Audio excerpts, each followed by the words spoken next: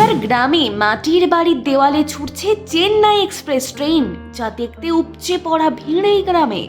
বাঁকুড়া জেলার শিউলিবোনা গ্রামে ঘটল বিরাট পরিবর্তন, যা দেখে অবাক অনেকেই। মাটির দেওয়ালে চেন্নাই এক্সপ্রেস, কোথাও আবার দেওয়ালে আঁকা রয়েছে ফেসবুক, ইনস্টাগ্রাম, ইউটিউবের লোগো। আদিবাসী গ্রামের সচরাচর এমন ছবি দেখা যায় না। পাহাড়ের নিচে ছবির মতো গ্রাম শিউলিবোনা। পর্যটকরা কম বেশি এই গ্রাম উইশ লিস্টে রাখেন। আদিবাসী অধ্যুষিত এই গ্রাম থেকেই খুব সুন্দরভাবে দেখা যায় শুশুনিয়া পাহাড়। বাঁকুড়া জেলার ছাতনা ব্লকের শিউলিবোনা গ্রামে প্রাকৃতিক এবং আঞ্চলিক সৌন্দর্য ছাড়াও একটি বিশেষত্ব রয়েছে। গ্রামের সবকটি না হলেও অধিকাংশ বাড়ি মাটির তৈরি। মাটির বাড়িগুলির দেওয়ালে আঁকা রয়েছে রঙিন ছবি। কোথাও ফুল ফলের বাগান, পশু পাখি, আবার কোথাও শিকারের গল্প। কিন্তু সবচেয়ে অবাক করা হলো আস্ত একটি ট্রেন।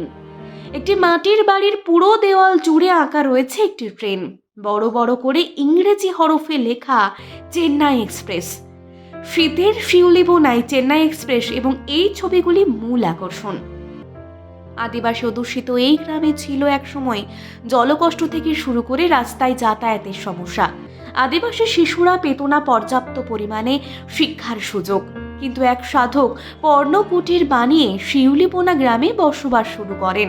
গ্রামবাসীরা তাকে জহার ধারতী বাবা বলে ডাকতেন।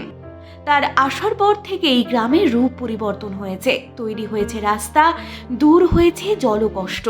বর্তমানে শিউলিবোনা গ্রাম ধীরে ধীরে একটি পর্যটন কেন্দ্রে পরিণত হচ্ছে। পরিষ্কার পরিচ্ছন্নতার সঙ্গে দেওয়াল অঙ্কন যেন চেরি অন টপ। শিউলিবোনা গ্রামে আদিবাসী দেওয়াল চিত্রে চিরাচরিত শিল্পকলার পাশাপাশি লেগেছে বিশ্বায়নের ছোঁয়া। তবে একেবারে নিখুঁত গ্রাম বাংলার স্বাদ পেতে হলে এই পাহাড় পাদদেশের গ্রামে যেতেই হবে আপনাকে।